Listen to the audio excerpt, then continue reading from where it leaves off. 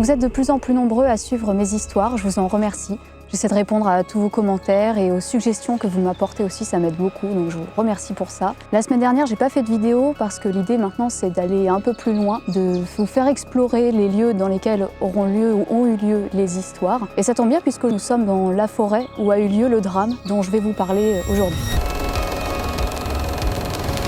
C'est le début de l'été, quelques semaines avant les vacances. Même sous les arbres, il fait une chaleur atroce. Pas une seule brise pour perturber le feuillage, pas un seul chant d'oiseaux pour nous apaiser. Et pourtant, mes amis semblent passer un merveilleux moment. Tristan et Émilie marchent l'un à côté de l'autre, encombrés de nos tentes et de nos sacs. Ils sont trop enjoués pour se poser des questions sur le calme étrange autour de nous.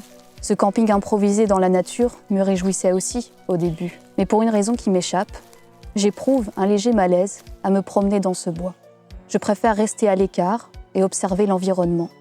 Rester à l'affût du moindre mouvement ou bruit suspect. Nous marchons sur des brindilles, comme si nous marchions sur des os qui se cassent sous nos pas. Peu à peu, une brise chaude se lève, mais c'est une chaleur désagréable. Un poids mort qui pèse sur mes épaules et qui me dégoûte. Si cela ne tenait qu'à moi, dès ce moment-là, je serais rentrée chez moi sans hésiter. Mais mes amis m'en empêcheront, même s'ils ne prêtent pas attention à moi pour le moment. Il y a quelque chose dans ce bois qui me dérange, mais je ne saurais pas dire quoi. Est-ce que c'est à cause du mouvement lent et régulier des feuilles ? Du sentiment d'être observé? Ou bien est-ce que c'est dû au bruit de nos pas, dont les craquements me font crisper la mâchoire? Peut-être que c'est le mélange de toutes ces sensations qui me dérange. Le soleil continue de décliner dans le ciel. Je surveillais encore nerveusement la forêt quand Tristan et Émilie s'arrêtent net devant moi. Surprise, je manque de tomber à la renverse.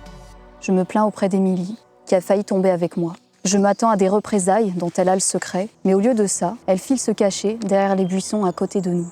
Tristan m'attrape vivement le bras et m'oblige à m'accroupir avec eux, caché au bord du sentier. J'aimerais bien demander ce qui leur prend, pensant à une mauvaise plaisanterie, mais d'un geste, il me somme de me taire. L'ambiance inoffensive s'est alourdie d'un seul coup. Émilie a ses grands yeux verts affolés qui regardent dans le vide derrière moi. Il semble qu'une peur soudaine l'a possédée. Tristan m'a relâchée, mais cette fois-ci, c'est elle qui tient mon bras comme si sa vie en dépendait. Je ne dis rien par peur qu'elle ne s'évanouisse devant moi. Je regarde Tristan sans comprendre, mais celui-ci a le regard fixé sur le sentier. Il pose une main frêle sur mon bras. Lui qui est si calme d'habitude, il se met à trembler, comme s'il avait vu un fantôme. Jamais je ne l'ai vu dans un état pareil. J'essaye de suivre son regard pour comprendre ce qui les effraie tant quand un grand bruit retentit. 3 coups. C'est le bruit de plusieurs bâtons qui frappent 3 fois le sol à l'unisson. Cette répétition vient de là où nous voulions nous diriger pour installer notre campement. Petit à petit, je perçois entre les feuilles du buisson des silhouettes marcher sur le sentier de terre. C'est un groupe d'hommes enveloppés d'une longue cape noire qui couvre tout leur corps. Mais à la vue des cornes de cerf qui traversent leur capuche, un frisson de mort me parcourt.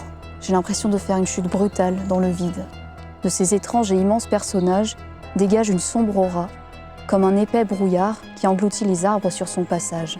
Je crois rêver, et pourtant c'est bien réel. Tristan et Émilie les voient tout comme moi. Le groupe continue de frapper le sol tout en marchant. On croirait assister à un rituel, ou du moins à un appel mystique. Quand ils passent devant nous, j'arrête soudainement de respirer, peut-être par instinct de survie, peut-être par peur de mourir. Mon cœur bat dans mes oreilles, le sang bouillonne dans mes veines. Seul un maigre buisson nous sépare de ces 3 personnages qui paraissent flotter au-dessus du sol. Tristan, Émilie et moi sommes tous les 3 en apnée, attendant dans l'agonie que les esprits s'en aillent. Nous les observons s'éloigner sans les quitter une seule seconde des yeux. Ils pourraient se volatiliser et apparaître juste derrière nous.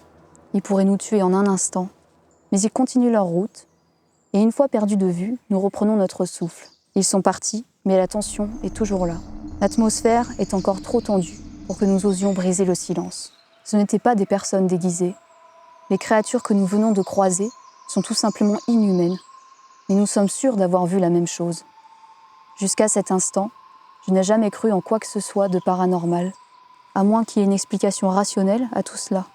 Alors que la curiosité s'empare de moi, Émilie annonce qu'elle veut faire demi-tour et abandonner cette sortie en forêt. Mais Tristan semble partager mon avis. Il veut continuer, non pas pour camper, mais pour tenter de comprendre d'où viennent ces sortes de spectres. Quant à moi, j'ai eu envie de partir dès le début de notre promenade. C'était comme si le bois lui-même me soufflait de m'enfuir, me mettait en garde contre quelque chose d'effroyable. Mais je veux comprendre ce qu'il s'est passé. Je veux savoir si nous avons eu affaire à une hallucination ou bien à un fait véritable. Et il n'y a qu'un seul moyen de répondre à cette question. J'accepte donc de suivre Tristan. Émilie nous suit à contre-cœur. Nous sillonnons les arbres pour nous cacher plus rapidement dans le cas où d'autres spectres de ce genre se décident à revenir. L'air devient de plus en plus chaud, à moins que cela ne soit mon imagination. Au fil de notre marche, le sentiment d'être espionné me revient, tel un vieil ami qui ne cesse de me suivre de tous les côtés. Mais à chaque fois que je me retourne, je ne perçois aucun mouvement dans les buissons ou derrière les arbres. Ce n'est pas le moment de devenir paranoïaque. Je me ressaisis et marche entre mes deux amis, sans lâcher la main d'Émilie. Nous continuons comme ça un long moment, tandis que j'écarte toute tentation de me retourner pour voir si quelqu'un nous suit. Finalement, nous parvenons à une zone sans arbres et relativement plate, comme une petite plaine au beau milieu de la forêt. De l'autre côté de cette plaine, à la lisière des bois, se trouve une petite maison. Elle paraît inhabitée. Son état se dégrade à vue d'œil. Autour d'elle sont plantés de grands piquets. Nous avançons jusqu'à cette maison, complètement à découvert. Émilie insiste pour faire demi-tour, à tel point qu'elle commence à me fatiguer. Mais je ne peux pas lui en vouloir. C'est vrai que l'ambiance est assez étrange ici.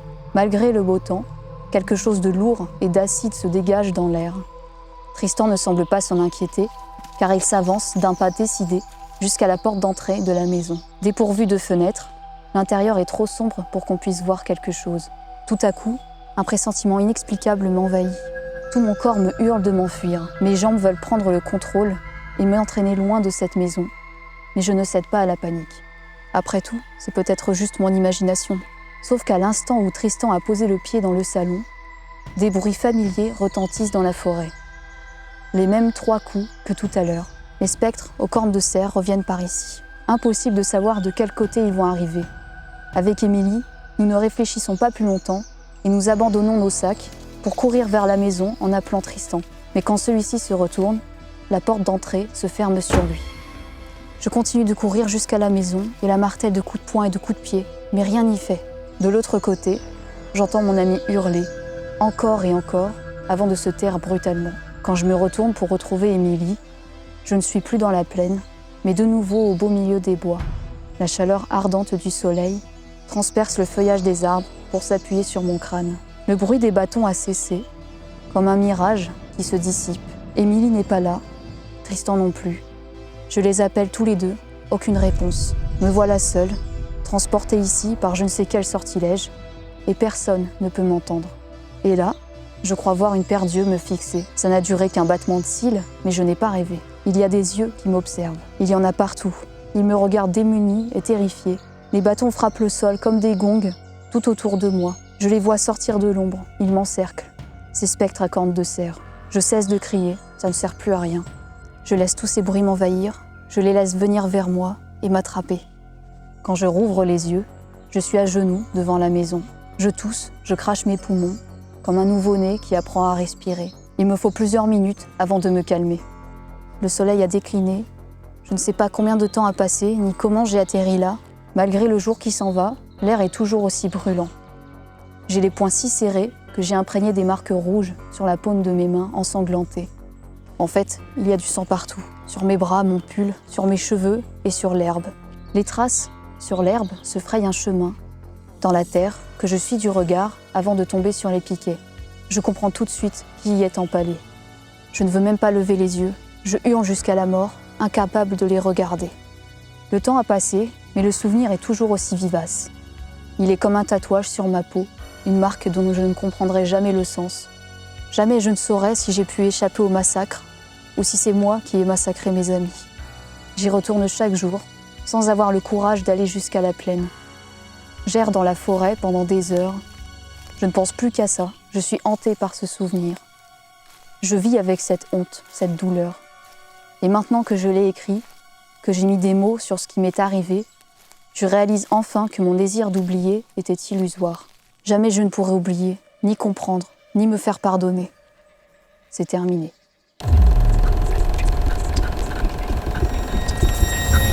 J'inspire et j'expire. En rythme avec ma foulée, j'ai déjà couru 10 tours de stade.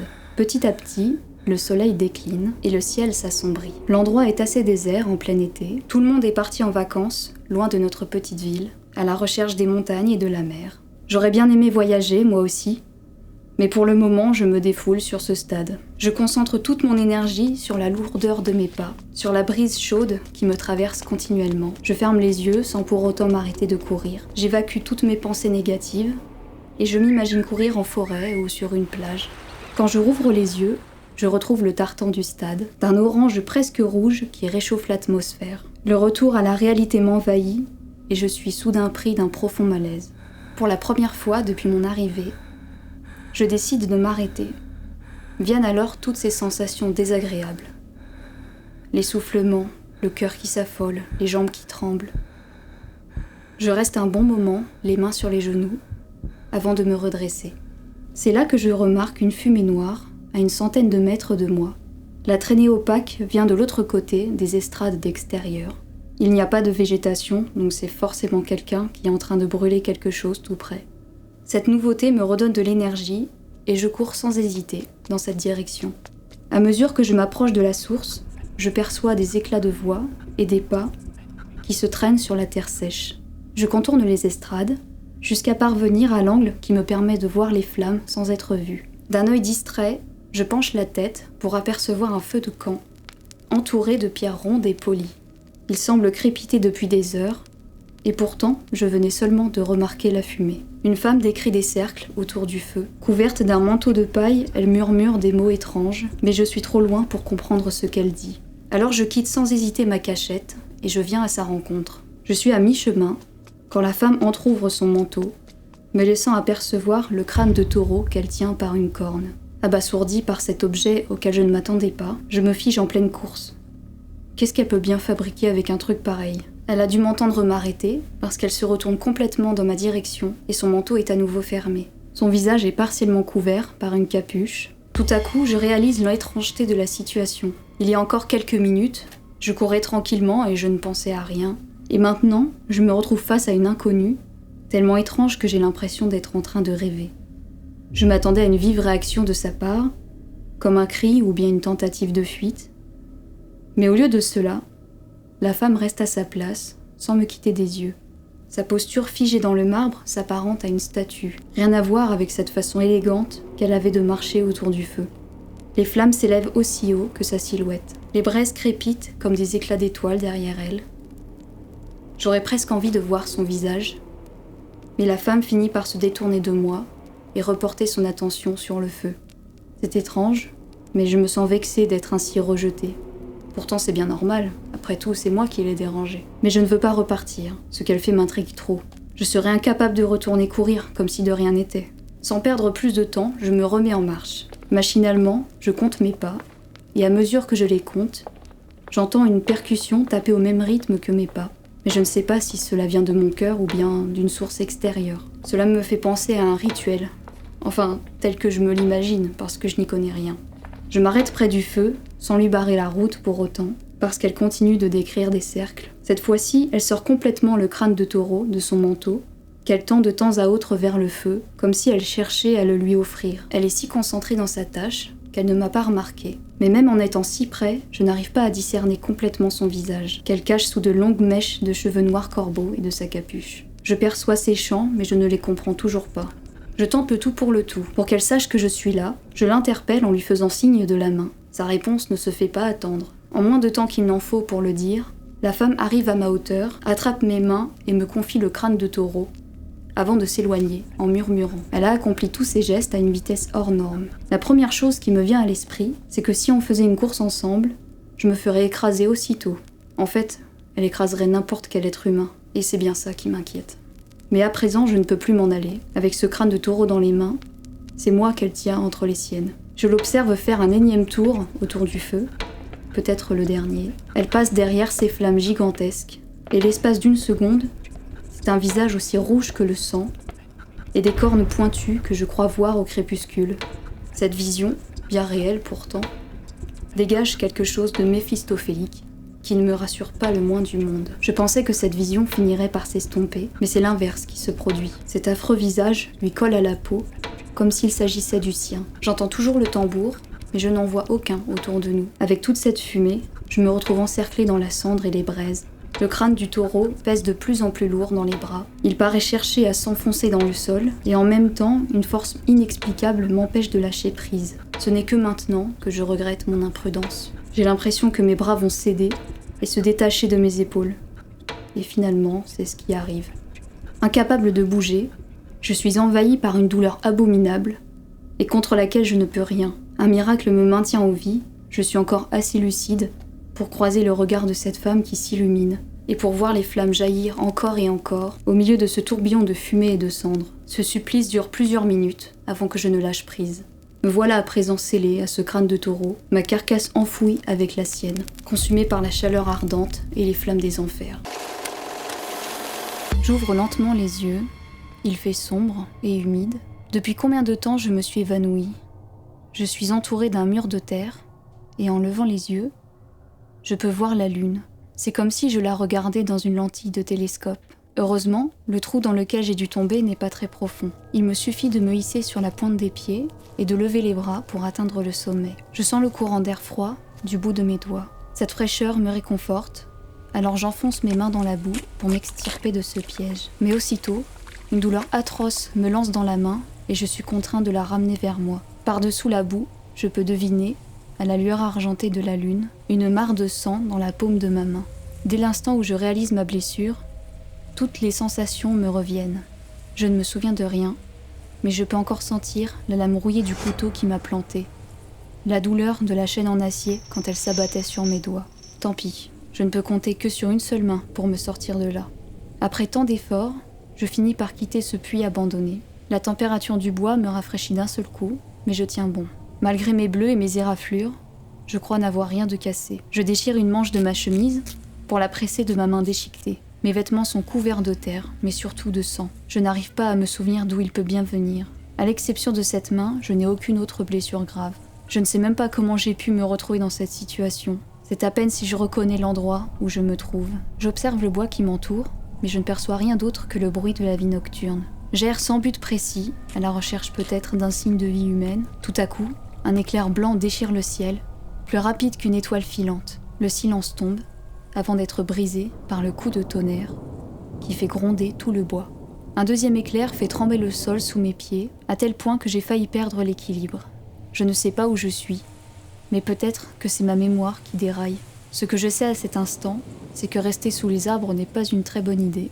L'orage continue de gronder, et moi, j'avance dans l'obscurité quasi totale. La lune ne peut plus me guider, mais elle est engloutie par d'immenses nuages gris qui couvrent le ciel.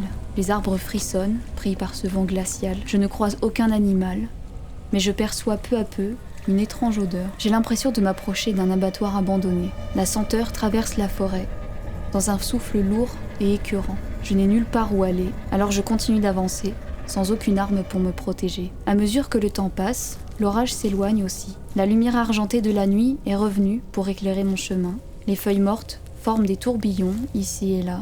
De temps à autre, ma main exige d'être soignée et je ne peux que me tordre de douleur. Soudain, j'aperçois une immense grange, entourée de ballots de paille et de divers outils d'agriculture. Les murs en tôle n'ont pas de fenêtres. La seule issue semble être l'entrée principale, une double porte en bois, entr'ouverte. De là, je peux deviner un intérieur éclairé par des bougies. Je n'ose pas m'en approcher tout de suite. Je préfère observer le lieu de loin, bien caché derrière les buissons. L'odeur est de plus en plus forte, comme si quelque chose avait pourri à l'intérieur. J'aurais préféré faire demi-tour, trouver un autre chemin pour quitter cette forêt, mais c'est plus fort que moi. Peut-être qu'il y a quelqu'un pour me guider tout près d'ici. Peut-être même qu'on pourra me dire où je suis. Je m'approche davantage, tout en restant discret.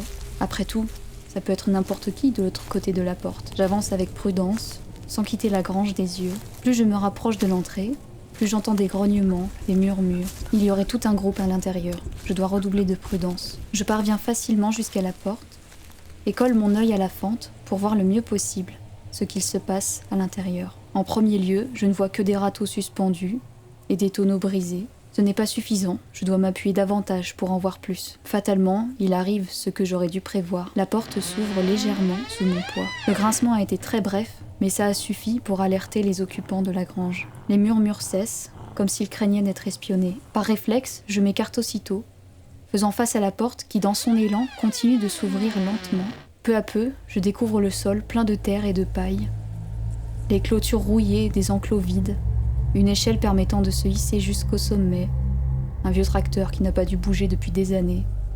Et enfin, je découvre les occupants.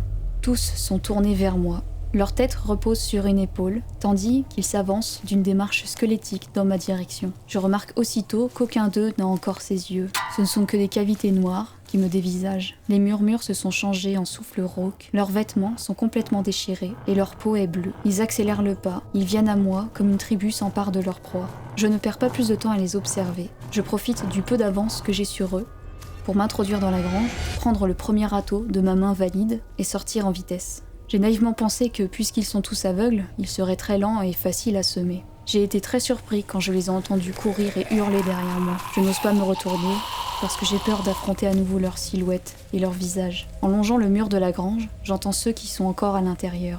Ils se jettent contre le mur comme des chiens enragés. Ils hurlent des mots qui ne veulent rien dire. Sous le choc, mes jambes ramollissent, mais je refuse de tomber. Je ne sais pas ce qui a bien pu se passer ici, mais il est hors de question que ça se termine comme ça. Je finis par m'éloigner de la grange, seule avec un râteau pour me défendre. Je continue de courir, pénétrant à nouveau dans la forêt. J'ai beau aller le plus vite possible, la distance qui nous sépare se réduit à petit feu. J'ai l'impression qu'ils hurlent à mes oreilles. Eux sont aveugles et moi je vais devenir sourd. Par chance, je croise la route d'une maison, sans doute une ferme. J'y entre sans hésiter d'un grand coup de pied. Sans perdre un instant, je fais volte-face sur le perron pour embrocher avec le râteau le premier qui m'a rattrapé. Les pointes traversent ses os et sa chair sans mal. L'intérieur est sans doute déjà pourri. Sans grande surprise, il continue de se débattre en tendant les bras vers moi. Je voudrais récupérer le râteau, mais les autres sont déjà arrivés. Alors je le laisse tomber et j'entre dans la maison. L'intérieur est laissé à l'abandon. Les pièces sont en désordre, comme si un ouragan était passé. Quand je tourne la tête à gauche, je vois 3 autres morts vivants dans le séjour. Le vacarme que les autres font dehors les incite à en faire de même. Mais ils ne peuvent pas me voir, et tous ces cris couvrent le bruit de mes pas. Je profite de l'occasion pour me diriger vers la cuisine, au bout du couloir de l'entrée. Malheureusement, ils sont trop nombreux à l'intérieur pour que je puisse prendre un couteau sans me faire repérer. De là où je me trouve, je ne vois aucune autre issue que la porte d'entrée. Sans réfléchir davantage, je m'engage dans les escaliers, le plus silencieusement possible. Chaque marche est un supplice, mais on dirait que je ne fais pas assez de bruit pour attirer leur attention. Je parviens miraculeusement à l'étage de la maison. Je regarde à gauche puis à droite. Il n'y a personne. Je marche sur la pointe des pieds, à la recherche de n'importe quel objet qui pourrait m'aider à survivre. Tout à coup, je pose le pied sur des débris de verre. Ce qui me fait le plus peur à ce moment-là, c'est le petit sifflement que je viens d'entendre. Il était tout près de moi, sans doute dans la chambre d'à côté. J'entends quelqu'un marcher, lentement. Je m'engage dans la chambre, sans vérifier s'il y a quelqu'un ou non, et je me mets à ramper sous le lit. J'avance avec mes coudes, en prenant soin de ne pas toucher le sol avec ma main. Je vérifie que rien ne dépasse, et puis j'attends, les yeux rivés sur le mur. Les cris des morts vivants ont cessé, exactement comme quand j'ai ouvert la porte de la grange tout à l'heure. Ce silence ne me dit rien de bon. Les pas dans la pièce voisine continuent. Il s'approche, et il entre dans la pièce où je me suis cachée. Je plaque ma main valide sur ma bouche pour arrêter de respirer. Je ferme les yeux, et j'attends. Le mort-vivant déambule dans la chambre. Il traîne les innombrables jouets et coussins sur le sol. Mon pouce accélère, et la douleur de ma main me lance à nouveau. Soudain, je n'entends plus rien, comme si le mort-vivant était parti. Mais je ne l'ai pas entendu s'en aller, donc il est forcément encore là. Les secondes qui suivent me paraissent interminables. N'y tenant plus, j'essaye de tourner la tête sans faire le moindre bruit. Et c'est là que je vois ses mains sous le lit, qui attrapent mes chevilles et qui me tirent violemment vers elle. Mon instinct a disparu, et je me mets à hurler comme jamais je n'ai hurlé auparavant, avant d'être réduit au silence. Gravé sur le bois des paysages inspirants. C'est cette passion qui m'anime. Quand j'ai été condamnée à vivre le reste de mes jours avec une jambe de bois, j'ai pensé que jamais je ne pourrais supporter cet handicap. Surtout que je n'ai pas les moyens pour une prothèse munie de l'articulation du genou. Graver des motifs sur cette jambe n'est pas mon idée, mais je dois reconnaître que cet art m'a sauvé la vie. J'y pense chaque fois que je me mets au travail. Le jour n'est pas encore levé. Debout et concentré, je ne cesse de regarder tantôt l'étang devant ma fenêtre, tantôt ma gravure qui le représente. Ma représentation est plus joyeuse que dans la réalité. Dans le vrai monde, je peux voir la brume se former au-dessus de l'étang. Je ne devine que des ombres de mon jardin. Tout se mêle dans l'obscurité. Je n'entends que le bruit de mon pyrograveur qui brûle le bois de sa pointe. Tout le reste n'est que silence absolu. Soudain, la pluie se met à tomber sur l'étang. L'humidité envahit mes carreaux. Je pose la pointe encore chaude sur la table et ouvre la fenêtre vers le haut. À cet instant, le froid inonde l'atelier. Un frisson sans précédent me parcourt l'échine. J'ai l'impression que le froid m'a attrapée et qu'il m'empêche de bouger. Moi qui suis plutôt calme à l'ordinaire, je suis soudain pris de tremblements légers mais incontrôlables. Je saisis d'une main maladroite mon pyrograveur, puis la planche de bois de chêne sur laquelle j'étais en train de graver l'étang. J'ai voulu nier cette peur inexplicable qui est entrée en moi dès l'instant où j'ai ouvert cette fenêtre. Mais ma main tremble trop, je risque de détruire mon tableau. Alors je repose la planche, mais au moment où j'ai voulu me pencher pour refermer la fenêtre, je remarque quelque chose d'anormal flotter au-dessus de l'étang. On aurait dit un ballon blanc, immobile. C'est étrange. Je n'ai entendu personne le jeter dans l'eau, et j'étudie le paysage depuis plusieurs heures déjà. C'est impossible qu'il m'ait échappé. Et pourtant, il est bien là. Je regarde tour à tour le décor et ma planche en bois. Ce même ballon apparaît sur ce que j'ai gravé. Je ne me souviens pas d'avoir fait ça, c'est impossible. À la surface de l'étang, un deuxième ballon, identique au premier, sort de l'eau, puis un troisième. Chaque fois que je reporte mon attention sur ma gravure, de nombreux ballons sont ajoutés. Plus les ballons apparaissent, plus je sens une panique sourde monter en moi.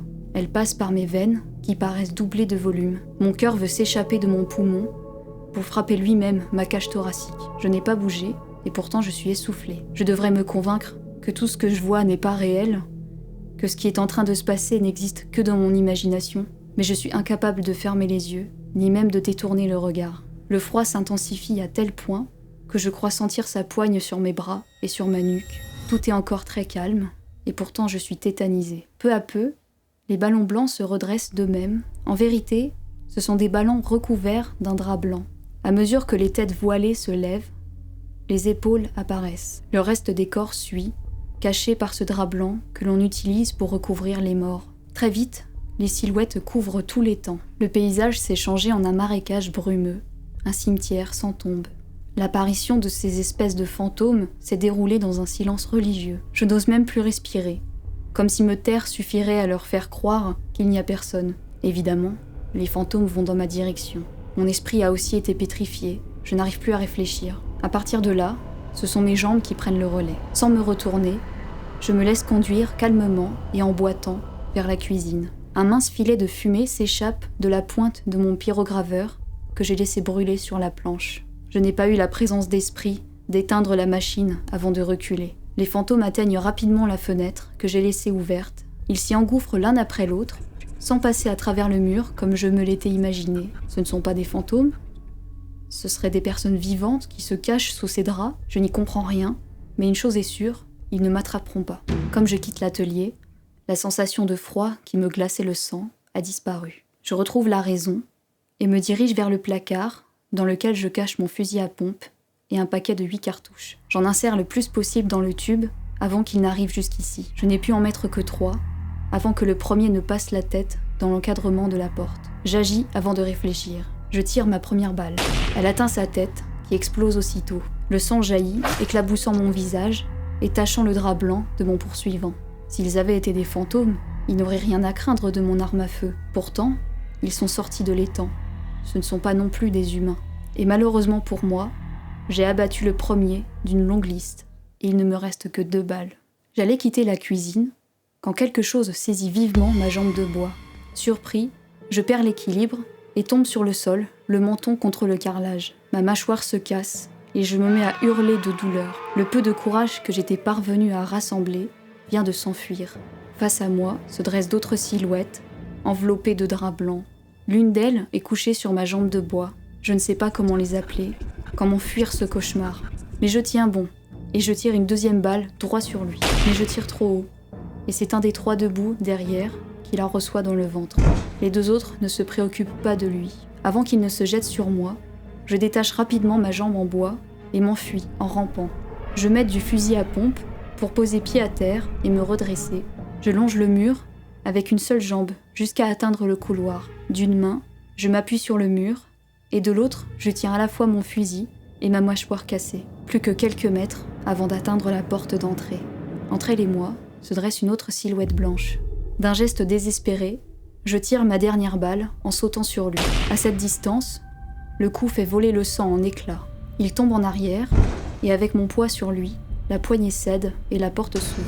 Je tombe à la renverse sur les marches de l'entrée. Je sens aussitôt ses bras emmitouflés dans le drap se refermer sur moi.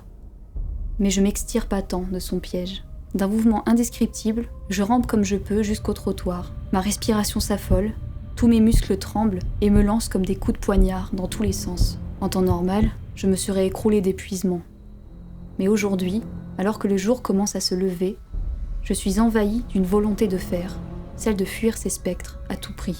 Cette pensée me donne la force de continuer à ramper, encore et encore. Ce n'est qu'une fois passé mon terrain que je me retourne, et ce que je vois manque de me faire tomber dans les pommes. L'atelier est de l'autre côté de la maison, mais je sais que le départ de feu vient de là-bas, à cause du pyrograveur que j'ai laissé brancher. À ma porte sont rassemblés les spectres blancs. Ils marchent sur celui qui agonise au pas de la porte. Mais ils ne cherchent pas à me poursuivre. Je comprends que ce qu'ils voulaient, c'était me chasser de ma propre maison. Si je retourne sur mes pas, ils viendront me tuer dans la seconde. À bout de souffle, soulagée d'être encore en vie, je me laisse gagner par mes douleurs et je perds connaissance.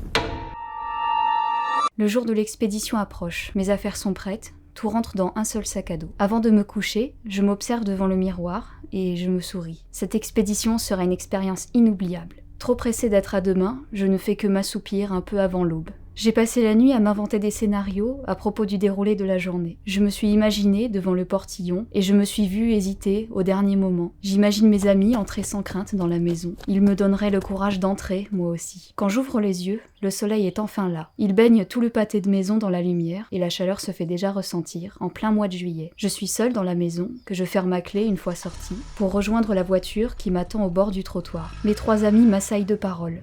Je ne prends pas la peine de les comprendre. Je me contente de hocher la tête et de sourire. Ça a l'air de leur plaire. Je contemple d'un œil distrait le paysage qui défile, celui que j'ai hâte de retrouver une fois notre expédition terminée. Ils allument la radio, ils font le concours de celui qui aura la voix la plus insupportable. Ça ne me gêne pas. Je me surprends même à ricaner. Nos corps sont secoués à cause de la route craquelée. Nous roulons comme ça un long moment. Nous quittons notre ville. Nous traversons les premiers champs, jusqu'à voir apparaître le marais que nous sommes venus chercher. Si j'étais pleine de joie en quittant la maison, je sens maintenant une angoisse et un empressement monter en moi, à mesure que nous nous rapprochons du bois. J'enfile dans la voiture mes bottes en caoutchouc, je me contorsionne pour passer mes bras sous la lanière de mon sac à dos, et après un trajet interminable, je saute de la voiture avant même qu'elle ne s'arrête. Je me fais gentiment rouspéter, mais ça ne fait rien, puisque nous sommes arrivés maintenant. Comme dans mes rêves, nous devons ouvrir un portillon sévèrement abîmé et marcher jusqu'au perron, en évitant la multitude de mobilier et d'objets divers qui traînent partout. C'est curieux, mais la journée ensoleillée ne suffit pas à apaiser la troupe. Alors je prends les devants et je marche jusqu'au perron. Pour la première fois depuis longtemps, je suis en pleine action. Après l'appréhension vient l'adrénaline qui me prend dans les tripes. Quand enfin je me tourne vers eux, dos contre la porte ouverte pour les laisser entrer, je lis de la surprise sur leur visage. C'est sans doute parce que je ne suis pas aussi énergique la plupart du temps. Ils finissent par entrer, l'un après l'autre. Plus nous explorons les pièces, plus ils perdent leur motivation. Pendant qu'ils installent leur matériel pour faire tourner le film, je commence ce pourquoi je suis venue dans cette maison abandonnée avec eux. Cette maison dans laquelle toutes les fenêtres sont condamnées. La seule issue était la porte d'entrée, que j'ai condamnée aussi, pendant qu'ils repéraient les lieux. Enfin, je les rejoins dans ce qui ressemble à une cuisine. Quand 2 de mes amis me voient arriver, avec le 3e qui traîne derrière moi, ce n'est plus de la surprise qui se dessine sur leur visage, mais de la peur. Ils posent les yeux, tantôt vers le corps de leur ami, tantôt sur le couteau que je tiens dans l'autre main. J'aurais aimé que l'expédition dure plus longtemps, mais je n'en pouvais plus d'attendre. Je m'attendais à ce qu'ils tentent de m'arrêter. Après tout, ils sont 2 et je suis seule. Mais peut-être qu'ils ont laissé tomber, trop choqués par l'état du cadavre près de moi, la gorge tranchée. Sans prévenir et sans dire un mot, je me jette sur eux. Une fois mon bonheur ultime accompli, je les installe tous les 3 et j'ouvre mon sac. J'en sors les 2 seuls objets que j'ai déposés, mon téléphone et une batterie externe. Avant de commencer, je casse des planches pour laisser entrer le crépuscule dans la cuisine. Ravie, je choisis mon premier angle de prise de vue pour saisir au mieux la scène du dîner en famille et je prends une photo. La maison est bondée de monde. Notre hôte, un lycéen de ma classe, a profité de l'absence de ses parents pour inviter toute la promotion. Il est minuit passé, et la musique me donne la migraine. C'est comme un bourdonnement dans mes oreilles qui n'en finit pas. Tout le monde parle, fume et boit sans s'arrêter. Je commence à avoir la tête qui tourne. Je ne sais même pas pourquoi je suis venue ici. Je me fraye un passage au milieu de la cohue, traverse le séjour méconnaissable et finis par atteindre l'entrée. Une bouffée d'air frais me submerge. Soulagée par la fraîcheur de la nuit et par le ciel sans nuages, je reste un moment sur le perron. Quelques ados de mon âge occupent le jardin, mais personne ne fait attention à moi. Le calme me revient peu à peu, quand la porte derrière moi s'ouvre d'un seul coup. Un frisson violent me parcourt, mais ce n'est qu'un autre lycéen qui me bouscule pour rejoindre son groupe d'amis. Pourquoi m'a-t-il fait aussi peur ? Peut-être que je ne me sens pas si bien que ça au final. Je m'avance avec prudence dans le jardin. Je passe devant les quelques groupes qui ne tentent pas de me retenir. Plus je m'éloigne de la maison, plus il fait sombre. Les sources de lumière sont les phares des voitures qui passent dans la grande rue. Je marche jusque là-bas, seule. Quand je passe près d'un arbre, j'entends des battements d'ailes précipités s'envoler dans le ciel. Je suis contente d'avoir quitté cette ambiance trop festive à mon goût. Mais d'un autre côté, je ne me sens pas aussi apaisée que je ne le voudrais. Pourtant, je décide d'ouvrir le portail et de quitter la demeure. Très vite, le froid s'installe. Les phares des voitures m'aveuglent par moments et je ne sais pas où aller. Alors je longe le trottoir en jetant des coups d'œil sur la maison, à ma droite. Soudain, je sens quelques gouttes d'eau tomber sur mes épaules. Quand je lève les yeux, je constate avec stupeur que le ciel est maintenant couvert de nuages. Ce changement radical est perturbant. Et avant que je n'ai vu le coup venir, une pluie torrentielle s'abat dans la ville. Au lieu de retourner dans la maison, j'accélère le pas jusqu'à tomber sur un arrêt de bus désert. Je ne réfléchis pas plus longtemps et je cours m'y abriter. Je ne suis restée qu'une poignée de secondes sous la pluie, et pourtant je suis frigorifiée. Les voitures se font bien plus rares que tout à l'heure. Il n'a fallu que quelques minutes pour que la rue devienne elle aussi déserte. Partout autour de moi, les réverbères sont éteints, à l'exception de celui qui se tient tout près de l'arrêt de bus où je me trouve. Je sens que je vais devoir attendre un long moment avant que la pluie ne s'arrête.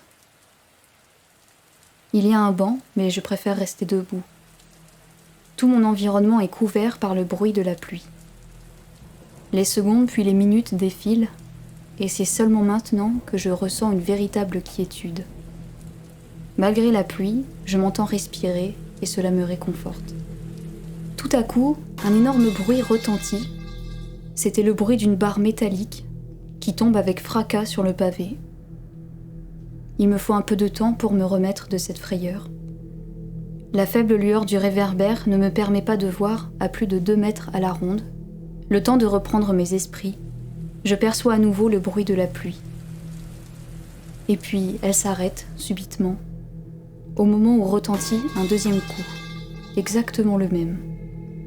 C'est comme si, pendant une fraction de seconde, on m'avait mise dans une bulle insonorisée et que cette barre en métal venait la fracasser en 1000 morceaux. Mes tympans vibrent et me font mal. Ce deuxième coup résonne partout autour de moi, il est encore plus puissant que le premier. Cette fois-ci, j'ai du mal à reprendre mon souffle. C'est là qu'une petite main m'agrippe l'épaule. Mon premier réflexe est de bondir en avant pour m'éloigner le plus possible de la personne qui vient d'apparaître derrière moi. Je me retourne alors pour lui faire face. Je m'attendais à une immense silhouette, peut-être même à un lycéen qui serait venu me chercher, mais non, il s'agit juste d'une enfant. La petite fille serre une peluche sous son bras. Ses cheveux raides tombent au milieu de sa figure. De son visage, je ne perçois que ses grands yeux bleus qui me fixent avec insistance. Elle m'a fait tellement peur que je m'y reprends à 2 fois avant de lui demander ce qu'elle fait là. Pour une raison qui m'échappe, ma question semble l'amuser. Un grand sourire étire ses joues, elle n'a pas une seule fois cligné des yeux. Prise d'une panique soudaine, je recule d'un pas. La pluie est revenue, je ne m'en étais pas rendu compte. La petite fille avance d'un pas, comme si elle me poussait hors du trottoir, et à l'instant où je pose le pied sur la route, quelqu'un crie mon nom dans la rue. Surprise, je tourne la tête vers la voie. Un garçon de mon âge court dans ma direction, en levant les bras. Même d'ici, je peux lire l'horreur qui se dessine sur son visage. Tout près de moi, j'entends la petite fille ricaner. Elle serre encore plus fort sa peluche contre son cœur. Et je ne sais pas pourquoi, mais ce geste m'inquiète. Le garçon m'appelle encore. Il s'est arrêté à quelques mètres de moi. J'allais lui demander pourquoi il criait comme ça, mais l'enfant ne m'en a pas laissé le temps. Elle rugit comme une panthère et bondit sur moi.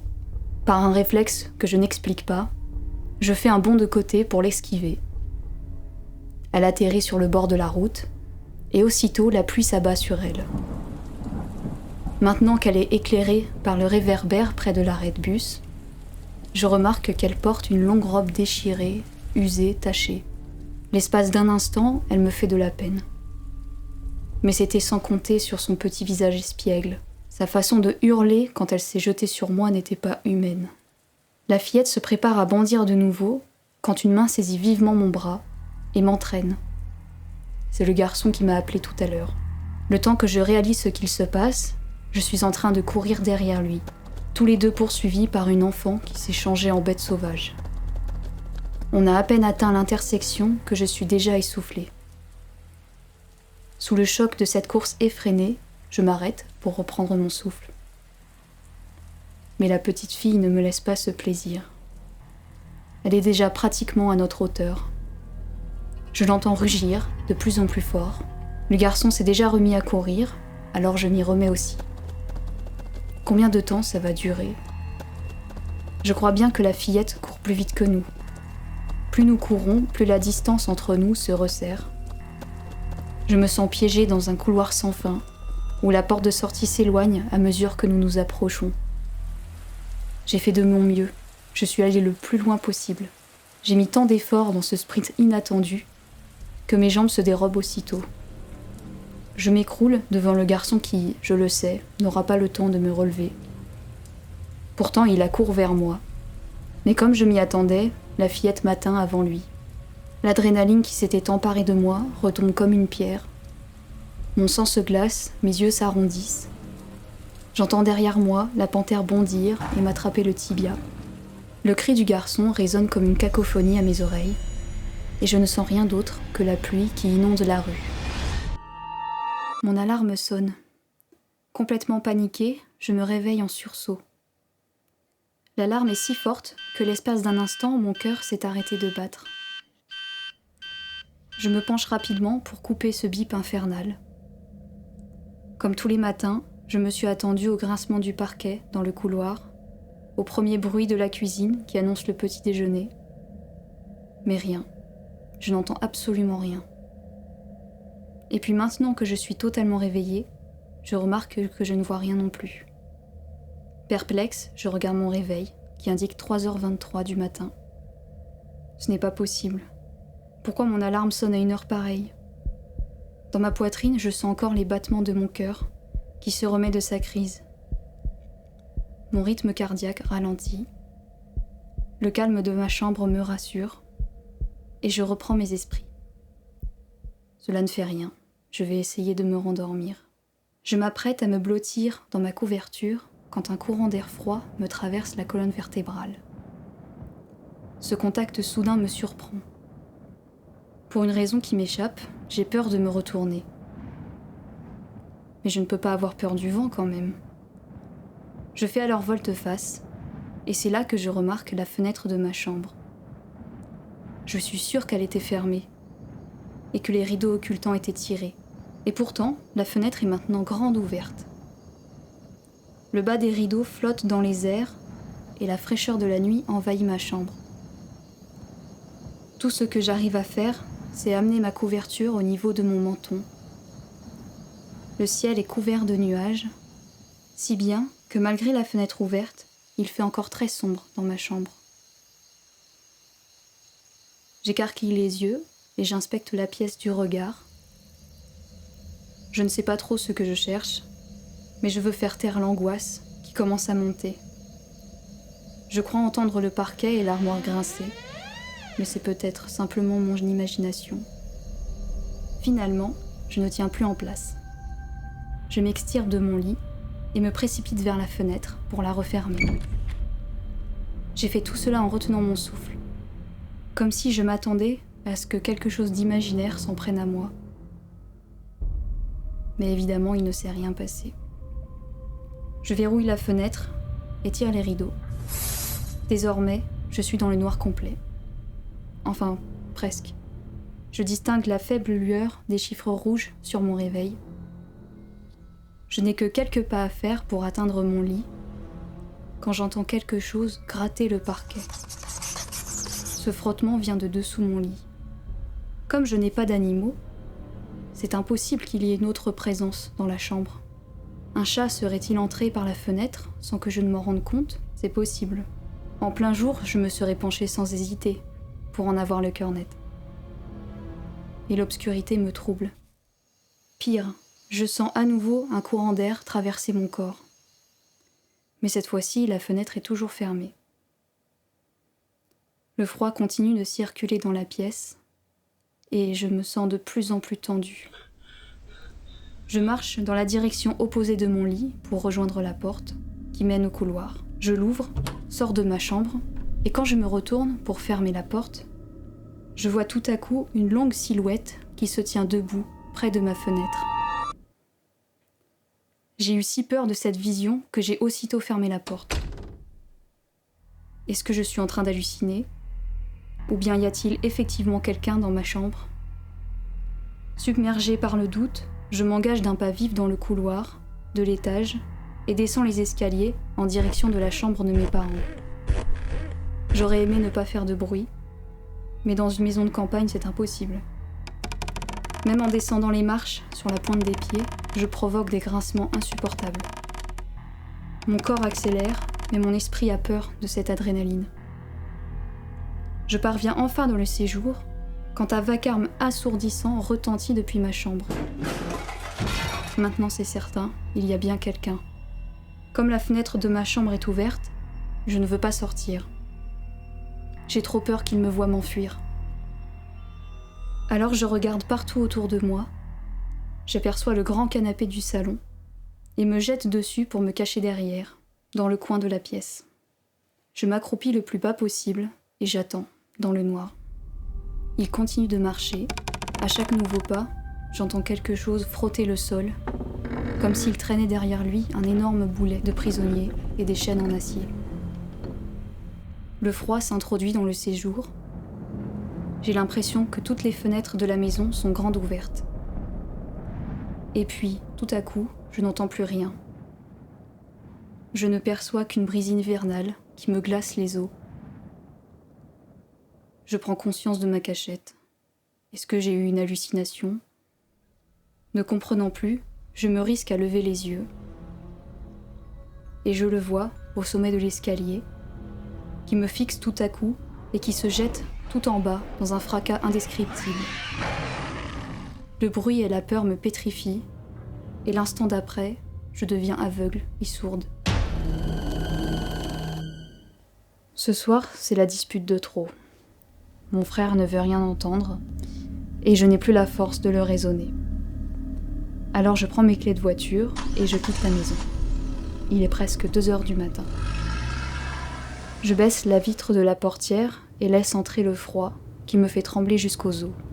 Ce n'est qu'après la sortie du village que j'allume mes phares. Je n'en reviens pas de ce que j'ai fait. J'ai quitté ma propre maison et j'ai laissé mon frère tout seul. Je roule sans savoir où je vais, ni pour combien de temps. De longues minutes s'écoulent. Sur la route, je ne vois rien d'autre que ce qu'éclairent mes phares. Et quand j'entre dans un nouveau village, je roule toujours aussi vite, sans regarder autour de moi. J'essuie avec ma manche les larmes d'épuisement qui coulent le long de mes joues. J'expire fort pour tenter de faire taire mon cœur. Il tape si fort dans ma poitrine que j'ai l'impression qu'il veut sortir. Ma radio est cassée. Je n'entends que les aboiements des chiens quand je passe devant leur maison.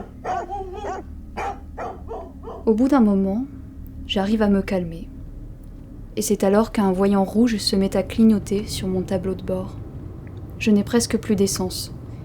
Je me demande comment je vais faire pour rentrer lorsque j'aperçois au loin une station essence. Ce n'est pas très commun dans un village aussi petit, mais sur le coup, je ne me pose pas la question. Alors je gare ma voiture. Je prends la pompe à carburant et j'ouvre la trappe, mais rien ne se passe. On dirait qu'il n'y a plus d'essence dans la borne. Un peu agacée, je retourne dans ma voiture et j'essaye une deuxième borne. Rien non plus. Mais de toute façon, je n'ai pas le choix si je veux rentrer chez moi. Par miracle, il y a de l'essence dans la dernière borne. Pendant que je fais le plein, je regarde autour de moi. La rue est peu éclairée. Et à part le bruit de la pompe, c'est le silence absolu. Au-dessus de ma tête, il n'y a qu'une seule LED encore fonctionnelle, même si elle clignote un peu. Juste avant que je ne démarre le moteur, un grand bruit derrière moi me fait sursauter. À travers mon rétroviseur, je remarque que ça vient de la boutique de la station-service. Il fait trop sombre à l'intérieur pour y voir quoi que ce soit. Je pourrais aller voir ce que c'est, mais j'ai plutôt envie de rentrer chez moi maintenant. Et puis ça vient peut-être d'une autre maison. Alors je quitte la station-service.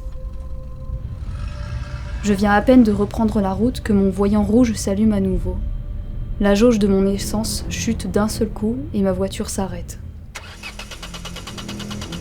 Je ne comprends pas ce qui se passe, alors je descends de la voiture et j'allume le flash de mon téléphone pour regarder. Et c'est là que je découvre que mon réservoir a été percé. On peut voir l'essence s'écouler jusqu'à la borne, à moins de 100 mètres de là. Mais ce qui m'inquiète le plus, c'est que le trou du réservoir est énorme, comme si quelque chose avait croqué le métal à pleines dents. Cette fois, c'est sûr, je ne peux pas rentrer chez moi. Dans mon téléphone, je commence à composer le numéro de mon frère. J'hésite un moment, et puis je me ravise. Je ne sais pas si j'ai envie de lui parler pour l'instant. En attendant de tirer tout ça au clair, je verrouille ma voiture et je me dirige vers la borne. Marcher m'aide à vider mes pensées, malgré le froid qui s'acharne sur moi. Et puis tout à coup, je repense à cet étrange bruit que j'ai entendu avant de partir. Je détourne le regard vers la boutique fermée, et ce que je vois semble sortir tout droit de mes cauchemars. Une ombre poilue est accroupie entre deux étagères renversées, parmi des centaines de produits qui jonchent le sol. J'ai été tellement surprise par cette apparition que j'ai crié sans m'en rendre compte. Mon téléphone s'échappe de mes mains et tombe côté écran sur le goudron. Le cri était très court, mais ça a suffi au loup pour m'entendre. Il tourne vivement la tête au moment où je n'ai plus de lumière. L'animal se jette vers la vitre, qui résiste à son choc. Et à partir de ce moment-là, je ne suis plus rationnelle. Je récupère tant bien que mal mon téléphone, dont l'écran est cassé, mais heureusement il fonctionne encore. Le loup se lance une deuxième fois contre la vitre. Je cours à reculons par peur de le quitter des yeux, et j'essaye en même temps de composer le numéro de mon frère. Le loup se jette une troisième fois sur la vitre, et cette fois-ci elle se brise. C'est quand je le vois se redresser et ouvrir la gueule que je réalise que ce n'est pas un loup. La bête a des dents innombrables et une langue de serpent. Je clique sur appel, ça sonne. Je n'arrive plus à courir. En fait, je n'arrive plus à bouger du tout. C'est comme si on m'empêchait de respirer. Mon sang se fige dans mes veines, je ne sens plus rien. Et naturellement, je suis incapable d'esquiver l'attaque de la bête. Mon frère ne me retrouvera que le lendemain, après avoir passé des heures à me chercher. Bien entendu, quand il avait décroché le téléphone, c'était déjà trop tard. Je vous remercie d'avoir écouté cette histoire, j'espère qu'elle vous a plu. Vous pouvez me donner votre avis en commentaire comme d'habitude et puis j'espère aussi que ce nouveau format vous plaît. Vous pouvez me donner votre avis là-dessus aussi. Et je vous annonce aussi que j'ai ouvert un Tipeee pour me soutenir financièrement. En fait, ça m'aiderait à la réalisation des projets, à explorer des lieux un peu différents. Et n'hésitez pas, les liens sont en description. Et puis on se retrouve dans 2 semaines pour la prochaine vidéo.